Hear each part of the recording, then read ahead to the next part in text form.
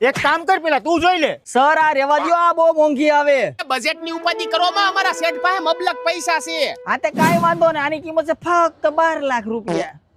આ નહીં, બીજી બતાવો ને. તો આ વેગેનાર લઈ જાઓ, ઘરની માં પણ વખાણે.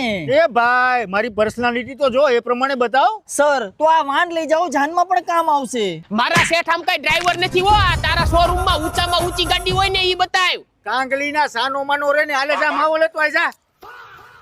હાલો હાલો શેઠ, બીજી ગાડી બતાવું. વાહ, આ ગાડી આપણી ડન કરો અને આલ્યો આ 50 રૂપિયા હુથી રાખો.